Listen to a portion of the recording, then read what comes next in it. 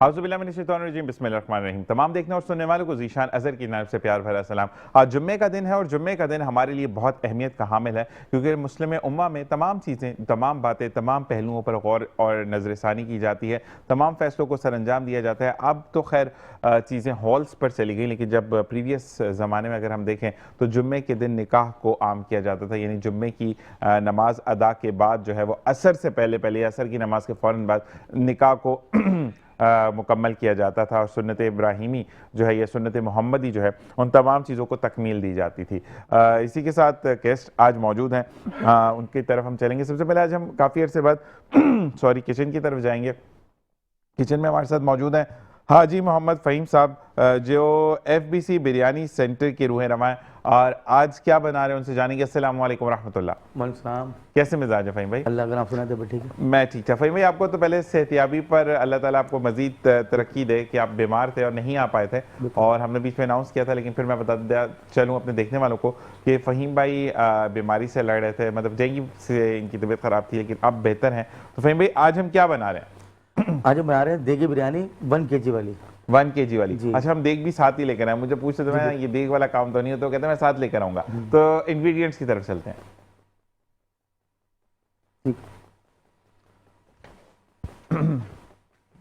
जी फ़हीम भाई, नहीं इंग्रेडिएंट्स बताएं पहले, इसमें क्या क्या है? अच्छा, इसके अंदर जो है अभी हमने इसकी मेकिंग की हुई है। ठीक है। जो उसकी बेस है ना वो हमने बनाई हुई है। ठीक है, तो बेस में क्या क्या गया है वो थोड़ा सा बताइएगा देखने बेस के वाले। अंदर हमने गोश्त को जो फुल डन किया हुआ है, ठीक है ना। ठीक है। इसके अंदर जो है फुल बादियान, दालचीनी, बड़ी इलायची और जायफल जवतरी, लाल मिर्च और जो है हल्दी वगैरह सब चीज़ें मेकिंग कर दी इसके अंदर। अब हम जो इसके अंदर जो है इसके अंदर जो ऊपर की जो चीज़ें हैं, जो इसके ऊपर जब बिरयानी दम पर लगाते हैं, ठीक है, तो जैसे जब चावल डालने होते हैं तो उससे पहले जो इंग्रेडिएंट्स डलते हैं वो मैं आपको वो दिखाऊंगा। बिल्कुल, वो बता दें कौन कौन से इंग्रेडिएंट्स हैं। इसके अंदर जो है पुदीना है, हरी मिर्च है, नींबू है और आलू बुखारा है। ठीक है। और ब्राउन प्याज है। ठीक है। और जो उसका मेन होता है, मेन झोल जो बिरयानी की जान होती है, ठीक है, वो है। और फिर बस। अच्छा, मुझे ये बताइएगा कि आज हम चिकन बिरयानी बना रहे हैं, बीफ बिरयानी बना रहे हैं? बीफ बिरयानी। बीफ बिरयानी बना रहे हैं। अच्छा जी, हम यहाँ पर आप उसको स्टेप ऑन कीजिए, हम अपने गेस्ट्स की तरफ चलते हैं। तो हाजी मोहम्मद फ़हीम साहब किचन में क्या कर रहे हैं ये भी आपको दिखाएंगे, लेकिन साथ साथ हमारे साथ पैनल पर मौजूद हैं बहुत प्यारे अब्दुल अजीज़, और जब भी इनसे बात हुई तो ये हमेशा कहते हैं मैं जुम्मे कहूँगा अब्दुल रज़ाक बाजवा भाई। अस्सलाम वालेकुम, कैसे मिजाज है? जुम्मा बखैर। आपको भी बहुत बहुत मुबारक हो, और जुम्मे के दिन वैसे मिलना अच्छा मुबारक होता है। ये जी हमारे मज़हब और इस्लाम, हमारे रसूल अल्लाह ने इस जुमे को दिन को बड़ी आफियत दी है, बड़ी इसको खैर संगाली, इसकी बड़ी अहमियत बयान की है। तो जुमा तो हमें जो है बड़ा हमारे लिए सारे दिनों में अजीम दिन है माशाल्लाह। इसी के साथ हमारे साथ बैठी हैं हरमैन याहिया, जो कि डॉक्टर याहिया अंजुम की बेटी हैं, और इनके बारे में बताते चलूँ कि इनको काफ़ी डिफरेंट शौक है। मतलब बीइंग अ डॉक्टर, अगर being a daughter of a doctor एक चीज़ होती है कि नहीं, आई एम अ प्राउड सन या I am a proud daughter, लेकिन ये वो शख्सियत की मालिक है कि बाबा के साथ जो है वो राशन ड्राइव भी कर रही होती हैं, फलाह बहबूद के काम भी करती है, और क्या क्या मजीद करती है, इनसे जानेंगे। अस्सलाम वालेकुम। वालेकुम सलाम। कैसे मिजाज है आपके? मैं बहुत ठीक, आप सुनाएं? आप बहुत ठीक हैं। हम आपके बाबा से भी मिलते हैं। कैसे डॉक्टर याहिया अंजुम? अस्सलाम वालेकुम। वालेकुम अस्सलाम। कैसे मिजाज हैं? अल्हम्दुलिल्लाह, अल्लाह का आज जब अपनी बेटी के साथ बैठे हैं, यानी बाबा की शहजादियाँ और परियां जो हैं वो बेटियाँ ही होती है, बेटे बेचारे खूब खड्डे जाते हैं। तो हम बात करते हैं अब्दुल रज़ाक भाई आपसे कि ई चलान तो हम बात कर रहे हैं, तमाम चीज़ों की हमने बात की, और के इलेक्ट्रिक पर भी हम बात करते हैं, लेकिन आजकल ये देखा गया कि दोबारा से डकैत बहुत ज़्यादा क्या कहते हैं, दोबारा से on top of the list आए हुए हैं। आप अगर देखते हैं जो तारिक रोड का पुल है जो टूवर्ड्स टू सदर के लिए होता है, वहाँ पर बलोच कॉलोनी पर और गिरदो नवाज शाहराह फैसल पर भी चलती गाड़ी की चाबियाँ खींच ली जाती हैं, और फिर उसके बाद अगर नहीं दे तो उनको डंडे या गोलियाँ मारी जाती हैं। इस बारे में क्या कहेंगे? शुक्रिया ज़ीशान साहब।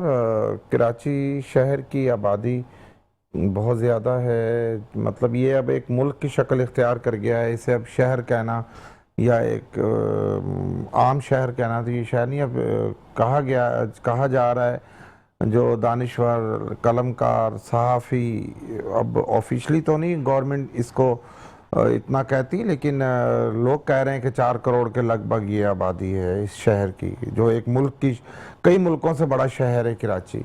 और दूसरा ये है कि ये गरीब की माँ है, यहाँ रोज़गार की भी वाफर मिकदार है। लोगों को थोड़ा सा परेशान होने के बाद अल्लाह सुब्हान ताला उन्हें रोज़गार भी दे देता है, इज़्ज़त वक़ार भी देता है, रिज़्क़ रोज़ी भी देता है, कहीं उन्हें सर छुपाने की जगह भी मिल जाती है। यानी ये कामयाबियों का शहर है कराची, कोई आम शहर नहीं है। ऐसे ही है। पाकिस्तान के चारों सूबों में बहुत सारे शहर हैं, बहुत सारे डिवीज़न हैं, लेकिन जो अल्लाह सुब्हान ताला ने कराची को दी है, जो खूबसूरती कराची को दी है, और जो इसको एक बड़ा दिल कराची को दिया है, जैसे इसमें एक बड़ा समंदर दिया है, वो आप देखें कि सारे दरिया दुनिया भर के इसमें डाल दो, उसे कोई फ़र्क नहीं पड़ता। ऐसे ही है। तो इसी तरह ये मेरा खूबसूरत शहर है।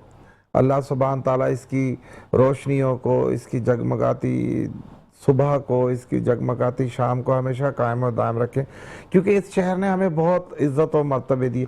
जहाँ तक रहे ये चोरियाँ और डकैतियाँ, ये तो जब से दुनिया आदम अलैहिस्सलाम का दौर आया था, अल्लाह सुब्हान ताला ने जब अम्मा हवा को पैदा किया था, तो ये चोरियाँ डकैतियाँ तो जब से ही शुरू हो गई थी, और ये होती रहेंगी क़यामत तक।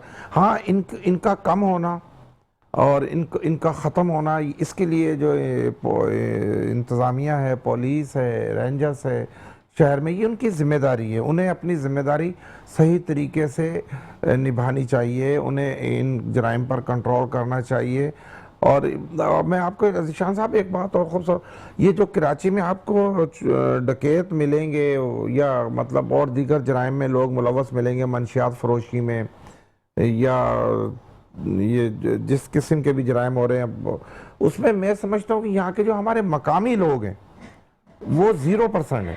ठीक है, मतलब मकामी नहीं है वाकई में, नहीं, जो नहीं, कर रहे हैं नहीं। वाकई में मकामी नहीं है। मैं दावे से कहता हूँ मकामी नहीं है, बिल्कुल ऐसा हुआ मेरे यहाँ दोस्त के साथ पे। भी। अब क्योंकि ये शहर बड़ा है, इसमें छुपने की खपने की जगहें बहुत हैं, तो ये जराइम पेशा लोगों ने इसको अपना गढ़ बना लिया। कच्ची आबादियों का एक समंदर है, यहाँ पर आते हैं, छोटा सा कोई क्वार्टर लेकर। रज़ा शायद आपके लिए कॉल है, मुझे काटना पड़ेगा। अस्सलाम वालेकुम व रहमतुल्लाह। जी वालेकुम अस्सलाम, खैरियत से हैं आप जनाब? मैं ठीक ठाक मेरे आज भाई, आपके कॉल बात प्रोग्राम में माशाल्लाह मेहमान आए हुए हैं अब्दुल रज़ाक बाजवा साहब, और मेरा भी नाम साहब अब्दुल रज़ाक खान है। Thank you. फर्क ये है। बोलिए। अस्सलाम वालेकुम, मैं आपको सलाम मुझे कर रहा हूं। जी हाँ, आप मेहमानों को बहुत बहुत सलाम। मैं एक अर्ज करना चाहता हूँ जी। कि मैं ये गुलजार हिजरी दाऊद एजेंसी एंड पंजाब अड्डा, हमने नाज़िम शहर को 2-3 बार दावत दी, मैंने खुद वहाब साहब को, लेकिन वो अब तक नहीं आए जब से अलग उठा है। और इस एरिया का यह हाल है कि यहाँ स्ट्रीट लाइटें भी नहीं है। 2015 में हमने बड़ी कोशिश करके लगाई थी, उसके बावजूद आप देख रहे हैं कि ट्रकों को रेती बजरी के हवाले से और इंक्रोचमेंट, आपने ग्रीन बेल्ट पे जो कब्जे हो रहे हैं उसकी वजह से और भी गंदगी फैली है। मैं बहुत सोशल वर्कर की हैसियत से बात कर रहा हूँ कि मोहतरम अब्दुल रज़ाक बाजवा साहब के सामने कि जनाब आप ये देखिए कि अगर आप इस इलाके को इग्नोर करते जा रहे हैं और खंडित जो है, हम इस सीमा के शिकार हो गए बेशुमार बीमारियों में। गंदगी और सफाई स्प्रे का तो कोई दूर तक नामो निशानी नहीं है। ठीक है, इसके हवाले से मैं समझता हूँ कि पाकिस्तान पीपल्स पार्टी अगर ये काम कर रही है तो वो बहुत बेहतरीन काम कर रही है, लेकिन वो उस एरिया में काम हो रहा है। और जबकि ये 200 फीट रोड है, बहुत बड़ा रोड है ये, ठीक है, 200 फीट रोड है हमारा, सुपर हाईवे से हट के अलग। तो ये आजाद स्ट्रीट पर जो ये पूरा रोड है आगे यूनिवर्सिटी तक जा रहा है, लेकिन इस पर एक जरा सी भी रत्ती गिरी नहीं है। इंक्रोचमेंट का यह हाल है कि हर आदमी अपनी मर्जी से दुकानें बढ़ाए चला जा रहा है। ठीक है मेरे दोस्त, आपका सवाल हमें समझ आ गया। मैं बिल्कुल अब्दुल रज़ा भाई, ये कहा ये जा रहा है कि इन्होंने मेयर साहब को, शायद जहाँ तक मुझे समझ में आया कि मेयर साहब को इन्होंने दावत दी लेकिन वो नहीं आए, और इंक्रोचमेंट जो है वो मतलब जो हम ये कहते हैं कि तजावुज़ात जो बनाई जा रही, तो कैसे बनाई जा रही, क्योंकि वहाँ पर भी अब तो पूरे कराची के अंदर ये चीज़ों को देखा जा रहा है। ज़ीशान साहब देखें कि सुप्रीम कोर्ट का आर्डर मौजूद है, उसमें बिल्कुल कराची से इंक्रोचमेंट के खात्मे के लिए गा बगा इंतजामिया ऑपरेशन भी करती है। मुख्तलिफ टाउनों में बहुत खतरनाक ऑपरेशन चल रहा है। लेकिन एक बात भाई, मैं ये चीज़ देखूंगा, फिर मैं वापस इसी क्वेश्चन पे आपके पास आता हूँ। मैं हरमैन की तरह, हमारे यहाँ पर गलत है ना। अब एक चीज़ इस टेबल के ऊपर मैंने आप चारों को खड़ा कर दिया, तो मुझे पता है कि गलत हो जाएगा ये काम, ठीक है ना। अब उसको सही करने जाती है तो पाकिस्तान पीपल्स पार्टी गलत है, हुकूमत सिंध गलत है, लेकिन जब हुकूमत सिंध गलत होने देती है तो उन लोगों की नजरों में सही है लेकिन लोगों की नजर में गलत बिल्कुल है। ऐसा ही हो रहा है। कहाँ जाए बिल्कुल पाकिस्तान ऐसा पीपल्स ही पार्टी, हो रहा इस बारे में मजीद बात करूंगा। हरमैन, आपकी तरफ आते क्या क्या शौक है आपको? बाबा तो इंजेक्शन और दवाइयां प्रिस्क्राइब करते हैं या ट्रीटमेंट्स देते हैं लोगों को, तो आप क्या बाबा से सीख के अब लोगों को आप भी बताती हो कि अब ये जो है वायरल बीमारियों में ये दवाई खा लें? अच्छा, क्या करती हो? स्केचिंग का शौक है, हाँ, पेंटिंग? मेरी बहुत सारी हॉबीज हैं, जैसे मैं स्केचिंग करती हूँ, मैं पेंटिंग भी करती हूँ और मुझे डांसिंग का भी बहुत शौक है। जबरदस्त। अच्छा, मुझे ये बताओ कि स्केच किस किस तरह के बनाती हो? स्केच जैसे अलग अलग कैरेक्टर्स के होते हैं और कार्टून्स के भी होते हैं। ठीक है। और बाबा को बिठा के बाबा का स्केच बनाती हो? वो तो बहुत फिर आगे हो सकती है।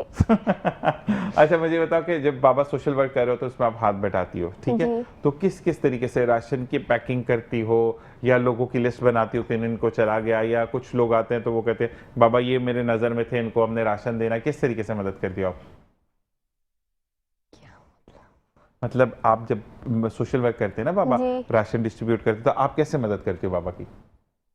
हेल्पिंग करती हूँ सबकी। मतलब ये तो नहीं कि बाबा ने अगर चॉकलेट का डब्बा डाला तो निकाल लिया, मैं बारात में खा लूंगी या छुपा के, कभी ऐसी मदद की आपने बाबा की? नहीं। पक्की बात है, मतलब पूरा सामान जाता जी, है। जी। अच्छा डॉक्टर, यही आपकी तरफ आते हैं, वायरल डिजीज हैं, आप भी मास्क पहन के बैठे, इसका मतलब वायरल डिजीज के आप भी शिकार हैं, तो मुझे ये बताइएगा कि वायरल डिजीज जो खांसी, नज़ला, जुकाम से कैसे बचा जाए? शुक्रिया निशान भाई और शुक्रिया मेट्रो न्यूज़। जैसे रज़ाक भाई अभी कॉलर थे कि पूरे ओवरऑल कराची का क्या हाल है, और अब्दुल रज़ाक बाजवा साहब भी फरमा रहे थे कि हम अपनी सतह पर जो है ना वो काम कर रहे हैं। तो देखें, वायरल डिजीज़ जो है ना इस दफ़ा तो बहुत ज़्यादा इतनी फैल गई कि हम खुद उसका शिकार हो गए, मेरा स्टाफ भी, मुझ समेत। नज़ला, ज़ुकाम, खांसी और सारा कुछ जो है ना वो, और सफाई सुथराई का शुरुआत में शिकार हो गए। जी जी हाँ, मसला ये है। तो देखें कि सफाई सुथराई का क्या हाल है। आप ओवरऑल कराची में देखें क्या हाल हो रहा है। अरबाब इक़्तिदार से 12 लोगों ने, हमने भी, PMA ने भी, सब ने गुजारिशात की कि आप इन लोगों को जो है ना सेहत और सफाई, अपनी सफाई का फुकदान ख़त्म करें और सेहत के हालात जो है ना वो बेहतर करें, ताकि लोग जो वायरल डिजीज़ के शिकार हो रहे हैं, अब देखें कि हर चौथा पेशेंट हमारे पास आ रहा है, उसका टेस्ट करवा रहा है, वो डेंगू पे चला गया। अब एक गरीब आदमी, कल मेरे पास एक बच्चा आया जिसके प्लेटलेट 28,000 थे। अच्छा, मैंने एक फनी बात है, एक बंदे ने लिखा था हो भी गरीबों को ही रहा है जो फोन नहीं कर रहा है। उसके प्लेटलेट 28,000 थे। मैंने उनसे कहा कि आपको तो एडमिशन की ज़रूरत है। अब वो बेचारा कहने लगा मैं कहाँ जाऊँ। मैंने कहा जना या सिविल चले जाए, यहाँ का प्राइवेट आप जो है ना रुजू कर लें, क्योंकि ये ख़तरनाक हद तक प्लेटलेट्स आपके डाउन हो रहे हैं, और खुदा न खास इसमें ब्लीडिंग शुरू हो जाए तो फिर इसमें बहुत ज़्यादा मुसीबत होती है। हाँ, बिल्कुल बहुत ज़्यादा मुश्किल हो जाती है। वो बेचारा परेशान हुआ। फिर मैंने, हमारे एक दोस्त है, उनसे, उनका प्राइवेट हॉस्पिटल, उनसे कह के वहाँ पे उसकी एडमिशन जो है ना। अच्छा, मैं डॉक्टर यही यहाँ पे हमें ब्रेक का कहा जा रहा है, लेकिन एक चीज़ मैं आपसे भी पूछूंगा क्योंकि आप होम्योपैथिक से रिलेट करते हैं, तो वैसे अगर आपके पास रिसोर्सेज नहीं हैं और आप अफोर्डेबिलिटी पर भी नहीं है, तो आपको ये चीज़ है कि अगर आपके प्लेटलेट्स बहुत ज़्यादा डाउन होते हैं तो पपीते के पत्ते का डायरेक्ट रस आपने पीना है, लेकिन उसमें आधा नींबू निचोड़े, तो with in the 2 to 3 hours आपके 50,000 जो है वो, अगर आप आधा कप पीते हैं तो 50,000 आपके प्लेटलेट्स, वाइट सेल्स जो है वो तमाम बढ़ जाते हैं। तो आप, वो होता बड़ा कड़वा, मैं पी चुका हूँ, लिटरली ऐसा लगता है किसी ने मतलब बुला लिया कि बस या तो बेहतर गला दबा दें वो। अच्छा, उसकी स्मेल भी डॉक्टर साहब अब्दुल रज़ाक भाई बहुत अजीब सी होती है, लेकिन क्योंकि उसमें अल्लाह ताला ने छिपाया। और इसी के साथ ब्रेक का कहा जा रहा है, ब्रेक के बाद हम किचन में मिलते हैं, देखते हुए मुस्कुराती से बाबा ज़ीशान है सर। और इसी वेलकम बैक, और एक बार फिर हम मौजूद हैं किचन में। काफ़ी टाइम के बाद मैं किचन में आया, और जहां पर हम आज बना रहे हैं, मतलब मैं नहीं, फ़हीम भाई बना रहे हैं बिरयानी, जिसके इंग्रेडिएंट्स में आपको पता चले। यहाँ पे चावल कितने हैं फ़हीम भाई? 1 किलो। 1 किलो चावल है, काफ़ी सारे हो गए वैसे 1 किलो।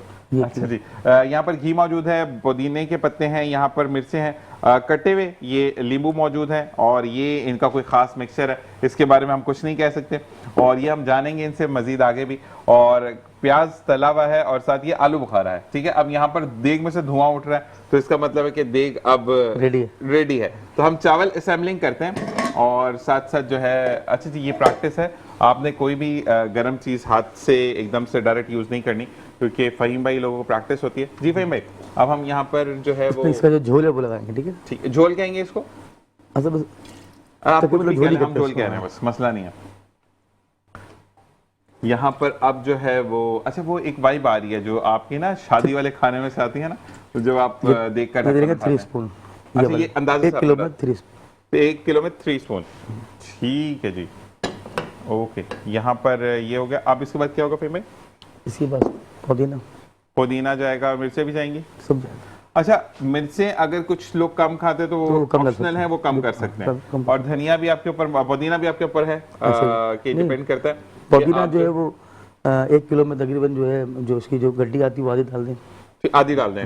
और मिर्चें कितनी डालें? मिर्ची तकरीबन कोई 10-12 दाने, 10-12 डालें, ठीक है। ये वैसे तेज वाली लग रही है मुझे, ये हाइब्रिड है। ठीक है जी। अब इसके बाद हमने यहाँ पर डालना है 10-12 दाने आलू बुखारे की। आलू बुखार कितने? 10 से 12 10 से दाने। 12 दाने 10 से 12 दाने यहाँ पे आलू बुखार आगे जाएंगे। और प्याज बाद में जाएगा जी, प्याज जाएगा तकरीबन कोई 50 ग्राम। 50 ग्राम जो हमारा रोस्टेड प्याज होता है उसको हम कहेंगे, या तला हुआ प्याज जिसको कहेंगे। और अब जो है चावल, उसके बाद हम चावल डालेंगे। ठीक है। जब तक चावल डालते हैं हम चलते हैं रेहान की तरफ, और रेहान से हम नात सुनेंगे, नाते रसूल मक़बूल सल्लल्लाहु अलैहि वसल्लम। बिस्मिल्लाहिर्रहमानिर्रहीम। सुभान अल्लाह, सुभान अल्लाह, माशाअल्लाह। और रेहान भाई ने हम्द बारी ताला से आगाज़ लिया और कहते हैं कि नाते रसूल मक़बूल सल्लल्लाहु अलैहि वसल्लम हो या हम्द बारी ताला हो, अल्लाह तबारक ताला जो है वो हमें पढ़ने की और सुनने की तौफीक अता फरमाए। जज़ाकल्लाह रेहान। इसी के साथ अब हमने चावल जो है वो डाल दी है देग में। अब हम घी को डालेंगे, ऑयल सॉरी, और इसके बाद ये दम पे चली जाएगी जी। ओके जी। हमने ये जो है, अच्छा एक चीज और, वो जो आटा वाटा लगाते हैं वो तो कुछ नहीं लगाना है, सिंपल दम चलेगा, ठीक है जी। यहाँ पर हम जो है अब क्या कहते हैं अपने गेस्ट की तरफ भी जाएंगे। और जैसे मेरा यही वाली बात कि हम जो जिंदगी में चीजें देखते हैं हम करते हैं, और यहाँ पर भट्ट साहब आज बड़े टेंशन में हमारे, क्योंकि हमने भट्ट साहब को बड़ा प्रॉब्लमेटिक कर दिया।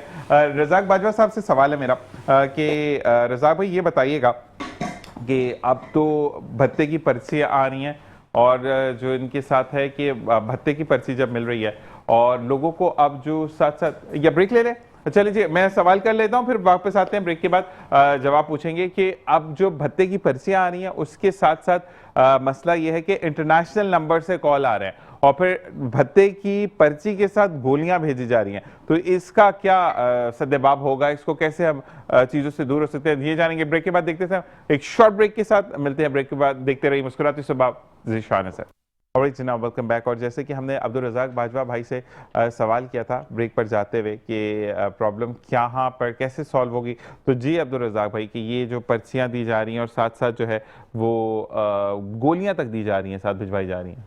1 मिनट पहले उनका जवाब दे दूंगा जिन्होंने सराब गोट से फोन किया था इंक्रोचमेंट पर। ठीक। तो मैं उन्हें, अब्दुल रज़ाक की नाम था उनका, मैं उन्हें भी इंशाल्लाह यकीन दहानी करवाता हूँ। वो टाउन नाजिम भी हमारे हैं, वहाँ लाला अब्दुल रहीम जो सराब गोट टाउन के नाजिम हैं, मैं उनसे भी गुजारिशात इंशाल्लाह ये बात करूँगा।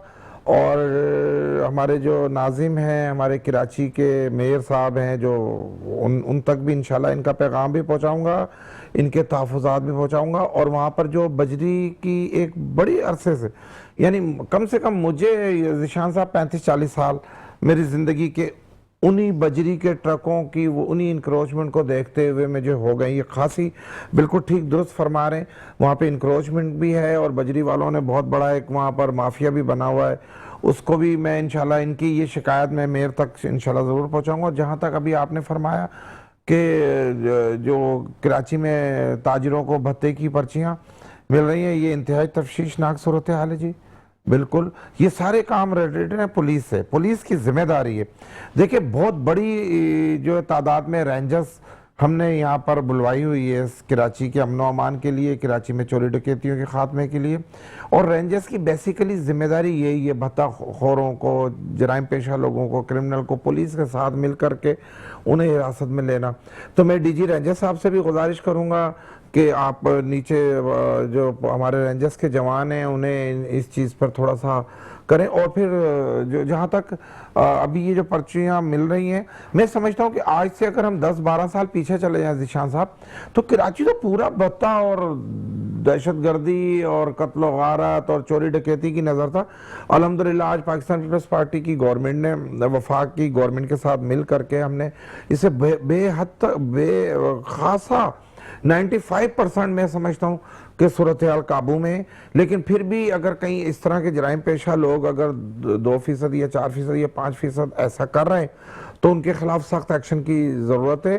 रज़ाक भाई, एक चीज़ मैंने देखी कि शारा फैसल पर अब मसला नहीं है, अल्हम्दुलिल्लाह शारा फैसल बहुत कंट्रोल में है, लेकिन जो सराउंडिंग एरियाज़ हैं वहाँ पर एक एक पुलिस वाला खड़ा होना चाहिए। परसों का वाक़या है कि बकौल उनके के सिटी वार्डन्स की ये बात थी कि हमारी तो ड्यूटी खत्म हो चुकी है लेकिन हम गाड़ी में सो इसलिए रहे कि सुबह यहीं से काम पर जाना है। तो मुझे नहीं लगता कि पाकिस्तान पीपल्स पार्टी ने किसी को सोने की तनख्वाह दी होगी, ये थोड़ा सा प्रॉब्लम है। ये तो देखें, इंतज़ामिया जो है हमारी, चाहे वो सिटी वार्डन है, पुलिस है या रेंजर्स है, देखिए वो इस चीज़ की तनख्वाह लेते हैं। गवर्नमेंट ने उनको इसीलिए भर्ती किया है सड़कों पर लोगों की हिफाजत के लिए। और अगर वो ऐसा करते हैं तो ये बहुत ज़्यादती करते हैं, वो अपने बच्चों को रिस्क हराम खिला रहे हैं, इसे मैं हलाल नहीं कहूँगा। उन्हें तनख्वाह दी जाती है, उन्हें मराद दी जाती है, उन्हें गाड़ियाँ दी गई, उन्हें असला दिया गया है, उनकी ये ड्यूटी में शामिल है। और अगर ऐसा कर रहे हैं तो मैं समझता हूं कि एसएसपी साहब को, डीआईजी साहब को, पुलिस के आला अफसरान को इसका सख्त नोटिस लेना चाहिए और इन पर इस ऐसी अगर कोई निशानदेही, आजकल तो मोबाइल फ़ोन से शहरी बना लेते हैं मूवीज़, और अगर कोई भी एहलकार इस तरह की गफलत और लापरवाही में पाए गए हैं तो उनके खिलाफ सख्त महकमाना कार्रवाई होनी चाहिए और लोगों की जान माल का तहफ़्फ़ुज़ ये इनका बिल्कुल। मैं रज़ाक भाई से ब्रेक में क्वेश्चन देता हूँ, फिर उसके बाद मैं उसका आंसर देता हूँ। हरमैन की तरफ आते हैं, मुझे बताएं कि वायरल डिजीज़ पे हम कैसे तहफ़्फ़ुज़ अपना कर सकते हैं। वायरल डिजीज़ पे उसकी जो प्रिकॉशंस होती हैं उसमें अपनी सराउंडिंग्स क्लीन रखनी चाहिए और हमेशा अपने हाथ धोने चाहिए और उससे से ज़्यादा वैक्सीनेट होना चाहिए। वैक्सीन का ज़रूरी होना चाहिए। ठीक है। असल में हरमैन का पहली दफ़ा है, मतलब कैमरा फेस कर रही है बच्ची, तो बात करना चाहती है, बात समझ भी आ रही है, लेकिन ये मेरा वाला जो मैंने 2008 में अब्दुल रज़ाक भाई पहली दफ़ा माइक फेस किया था, ये बहुत अच्छा बोल रही है जी। बड़े बड़े सियासतदानों का सांस बंद हो जाता है कैमरे के सामने। ऐसा ही है, ये बहुत हिम्मत वाली है। नेक्स्ट टाइम इंशाल्लाह अच्छा हो जाएगा। तो मुझे ये बताइए डॉक्टर साहब, वैक्सीनेशन अगर करवानी है तो कुछ स्पेसिफिक वैक्सीनेशन है या आपकी कोई मेडिसिन वगैरह है? एनी स्पेसिफिक मेडिसिन तो फ्लू की वैक्सीन होती है, वो वैक्सीनेशन जो है ना वो करवा लेनी चाहिए। ठीक है, ये मस्ट है हर एक के लिए? जी जी हाँ, ज़रूरी है। ठीक है, क्योंकि उससे फिर ये कि फ्लू से आगे फिर बहुत सारी बीमारियां जो है ना। अच्छा, एक चीज़ हमारे कराची में ये अब्दुल रज़ाक भाई, पाकिस्तान पीपल्स पार्टी जिनकी हुकूमत सिंध में है और एक अरसे दराज से हुकूमत इनकी है, तो मुझे ये बताएं कि इनके सामने मैं बोलूँगा कि अगर एक जगह पर वैक्सीनेशन सही मिल रही है, दूसरी जगह पर भी सही मिल रही है, लेकिन अब्दुल रज़ाक भाई कुछ अनासर ऐसे जो महंगी करके बेचते हैं, अच्छा उसमें पाकिस्तान पीपल्स पार्टी का कोई लेना देना नहीं है। मैं अक्सर ये वाली बात करता हूँ कि वज़ीर आज़म साहब और सदर साहब आकर आपके घर की मेन स्विच ऑफ नहीं करेंगे जहाँ पे स्ट्रीट लाइट है। ये बेंगा शहरी, आप इसके मालिक हैं, आप इस मुल्क के मालिक हैं, आपका काम है, गलत तो नहीं कहता मैं। तो मुझे ये बताएं कि अब वैक्सीनेशन कितने तक की लग जाती है? कुछ पता है अंदाजा? अराउंड नहीं अंदाजा। अच्छा, मुझे ये बताएं कि अगर वैक्सीनेशन किसी की इस्तिताअत नहीं है तो वो कैसे प्रिकॉशंस दे? स्टीम ले या कोई स्पेसिफिक मेडिसिन खाए? स्टीम जो है ना वो ज़रूरी है, जैसे बेटी ने बताया कि हाथों को जो है ना क्लीन रखना चाहिए। हमें हमारी जो है एनवायरनमेंट है उसको भी हमें जो है ना क्लीन रखना चाहिए। स्टीम वगैरह हम इस्तेमाल करें और ख़ासकर तली हुई चीज़ें और ये बाज़ारी चीज़ों से हमें जो है ना परहेज़ करना चाहिए। वैक्सीनेशन की आप बात कर रहे थे, तो अभी गवर्नमेंट ऑफ पाकिस्तान की तरफ से खसरा और पोलियो इसकी वैक्सीन जो चल रही है, उसके अंदर मीज़ल की भी जो है ना वैक्सीनेशन हो रही है। हमारे क्लिनिक्स में भी टीमें आ रही हैं। तो जैसे आपने फरमाया कि पाकिस्तान के सदर या वज़ीर आज़म आके स्विच नहीं बंद करेंगे, तो हमारी हुकूमत जो है अल्हम्दुलिल्लाह हर सतह पर आने वाली हुकूमत हमारे अवाम के साथ होती है और अवाम के साथ रही है। और उनकी जो है ना वो कॉशंस होती हैं कि भाई ये टीमें जो उतारी गई हैं, गली मोहल्लों में जाके पोलियो की टीमें जा रही हैं या मीज़ल की टीमें जो वैक्सीनेशन जा रही है, हमें उसके साथ ताउन करना चाहिए।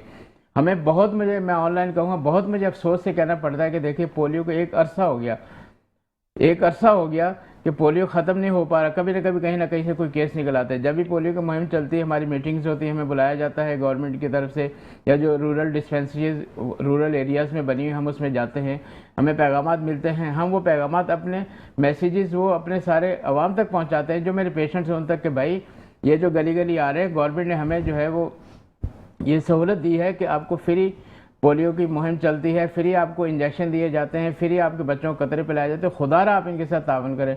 तो बहुत अफसोस के साथ मुझे कहना पड़ता है कि अवाम कुछ अनासिर ऐसे हैं कि जो तावन नहीं करते। असल में यहाँ पर हमारे यहाँ पर डॉक्टर याहिया, जो मुझे प्रॉब्लम ये कि अभी जो हुकूमत पाकिस्तान ने फिर उसको क्लियर किया, हुकूमत पाकिस्तान का था या हुकूमत सिंध का था, हम उसको मैं किसी की बहस में नहीं पड़ा, लेकिन एक आपको एक शॉर्ट कोर्स टाइप 6 महीने का वो उसकी कुछ किस how to talk, how to this and how to that, तो उसको भी ख़त्म किया गया पाकिस्तान गवर्नमेंट की तरफ से कि लोगों को बहुत मुश्किलात का सामना था और लोगों ने रो कर अपील की थी गवर्नमेंट ऑफ सिंध से, यानी पाकिस्तान पीपल्स पार्टी से, कि हम मुश्किल से पैसा जोड़कर दुबई या सऊदीया का वीज़ा लेते हैं जो कि हमें बहुत महंगा मिलता है, उसके बाद हमारी टिकट ज़ाया हो जाती है, वीज़ा ज़ाया हो जाता है, तो हम कैसे सर्वाइव करेंगे, तो उसको ख़त्म किया गया। लेकिन हमारे यहाँ पर एक चीज़ मौजूद है, चीज़ के पैसे लगा दो और ज़रूरी कर दो, आप वो काम करेंगे। बिल्कुल बिल्कुल। तो मकसद ये है कि मुझे ये बताइएगा कि हम ज़िंदगी में जो चीज़ें हैं उनको कैसे स्टेबल आउट कर सकते हैं। देखें, अक्सर तसव्वुफ़ के साथ मेरा ताल्लुक़ है, मुर्शद फरमाते हैं कि जान, माल और वक़्त, ये 3 चीज़ें जिसके ऊपर लगती हैं उस चीज़ की हमें कदर होती है। हमें घर बैठे बैठाए कलमा मिल गया, हमें घर बैठे बैठाए मुसलमान बन गए, हमें कदर नहीं। जिन लोगों ने कुर्बानियाँ दी सहाबा कराम ने, उनसे बंदा उनकी हिस्ट्री आप पढ़ के देखेंगे कितना जो है ना उनकी किस मुश्किल से उन्होंने इस्लाम को जो पाया। तो वही बात मैं कहना चाह रहा हूँ कि आज के दौर में जैसे हम सेहत का और मुख्तलिफ वॉल्टियर्स आते हैं, हमें वैक्सीनेशन कराई जाती है गवर्नमेंट की तरफ से और सारा कुछ हम गवर्नमेंट हमसे ताउन करती है, लेकिन हमें कदर नहीं। हम कहते हैं अच्छा ये पोलियो के कतरे पिलाने आ गए, क्यों भाई किसी और चीज़ पे काम नहीं करते। अल्लाह के बंदे, एक चीज़ जो ख़तरनाक है उस पर अगर गवर्नमेंट आपके साथ ताउन करे, हुकूमत को एक बात है, ठीक है, केसेस आ जाते हैं, मैंने माना हुकूमत पे तनकीद है, हुकूमत का ये चाहिए, भाई साहब मैं आपके से सवाल करता हूँ इस चीज़ का, हुकूमत पे तनकीद है, बिलावल साहब ने, मैं सॉरी ये बात कर रहा हूँ, बिलावल साहब काम नहीं कर रहे, जरदारी साहब को कोई फिक्र नहीं है, ठीक है, लेकिन मसला ये है कि पोलियो आपके बच्चे को, उनके बच्चे को नहीं है, ठीक है ना, आपने वैक्सीन पिलानी है, हुकूमत को छोड़ दें। तो मुझे ये समझ नहीं आती कि लोगों की मेंटल साइकी क्या है। देखिए ज़ीशान साहब, असल में एजुकेशन की कमी भी है, बहुत ज़्यादा है, बहुत ज़्यादा। अच्छा, दूसरा एक जो प्रॉब्लम ये था कि 40-50 लाख जो अफगानी थे जो अल्हम्दुलिल्लाह अब अपने वतन को जा रहे हैं और हमें खुशी हो रही है कि वो अपने वतन को चले जाएं और चले गए और जा रहे हैं। अच्छा, उनमें बहुत ज़्यादा जहालत थी। एक उनके दिमाग में बिठा दिया गया था, ये जो गैर मुल्की हमारे मुल्क में आबाद थे या उनके बच्चों में एजुकेशन नहीं थी, हेल्थ की भी उन्हें कोई मतलब कोई ज़्यादा ज़रूरत भी नहीं थी, ना वो इस तरह की चीज़ों को बेज़र बहस लाते थे।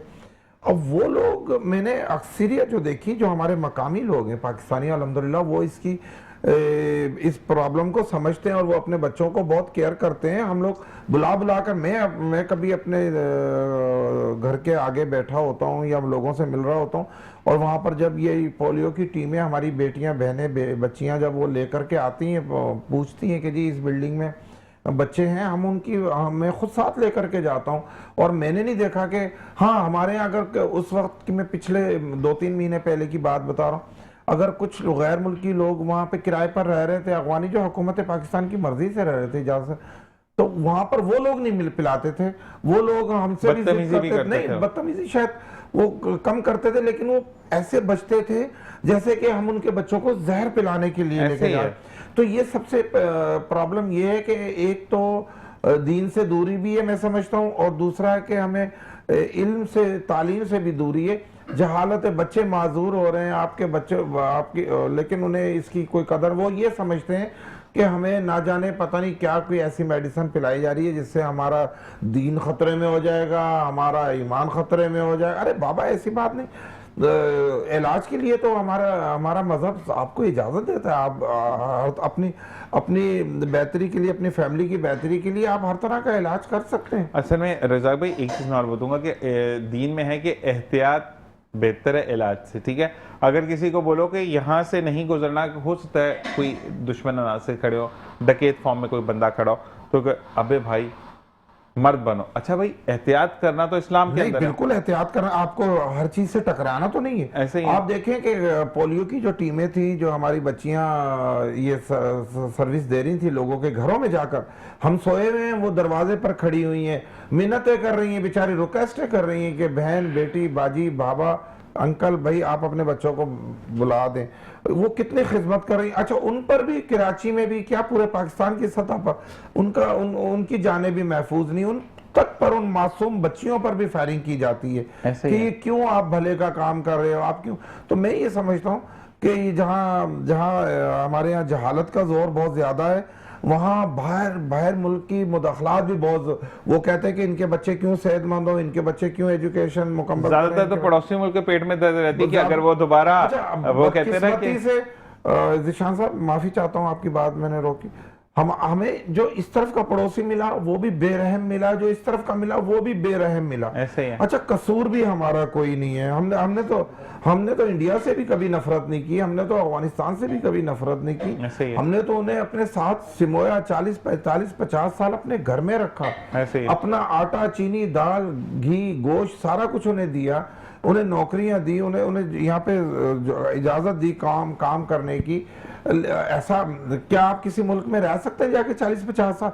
आप 4 अपने वीजे से, बगैर वीजे से आए हुए लोग थे, ये बॉर्डर पार करके आए हुए थे और आ रहे थे।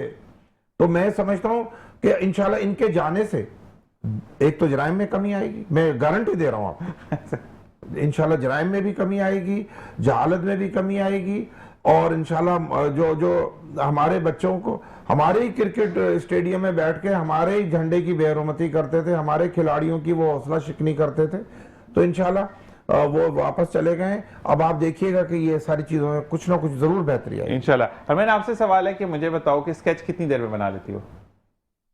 कैच आधा 1.5 घंटा। आधा 1.5 घंटा, मतलब आपको कोई भी स्केच दे दिया जाए बना लेती हो? हाँ। अच्छा, और मुझे बताओ कि अगर पापा कहते हैं कि किसी को ये मेडिसिन देनी है, तो याद रखती हो कि मेडिसिन कौन सी देनी है, या भूल जाती दोबारा पापा को कॉल करती हो? याद होता है, याद होता लेकिन अगर बहुत देर हो जाए ना फिर कॉल करनी पड़ती। फिर कॉल करनी है, क्योंकि इंटरेस्ट नहीं है ना हमारा। इंटरेस्ट स्केचिंग में है, पेंटिंग में है, तो बाबा ने तो फजूल कामों में डाल दिया हमें ना। तो मुझे ये बताएं कि जब गुस्सा आता है तो अरमान क्या करती है? बाबा से कोई डिमांड करती है या चुप हो जाती है? चुप ही रहती हूँ। चुप ही रहती हैं। और फिर बाबा कैसे मनाते हैं? कुछ कभी आपने कहा कि ठीक है मुझे वो वाला जोड़ा ले दे मैं मान जाऊंगी, या मुझे खाना खिला दे तो मैं मान जाऊंगी, कुछ ऐसा करती हो आप? बाहर ले जाते हैं। बाहर ले जाते हैं। सिर्फ बेटियों का जो एक सिलसिला होता है वो वालिदैन से ही होता है। और मैंने आपका बहुत बहुत शुक्रिया कि फ़हीम भाई को हमें 5 मिनट के लिए बिठाना है। आपका बहुत शुक्रिया कि आपने हमें ज्वाइन किया। लेकिन मैं आपके लिए ये ज़रूर कहूँगा कि कैमरा फेस करना for the very first time, उस पर बोलना, सैल्यूट है आपको माशाल्लाह। और बाबा की आपको 110% सपोर्ट रही, और बेटा जीती रहिए, और अल्लाह ताला इसी तरीके से आपको कामयाब कामरान करे। मिलेंगे ब्रेक के बाद और फ़हीम भाई की बिरयानी के साथ। देखते रहिए मुस्कुराती से बाबित ज़ीशान है सर।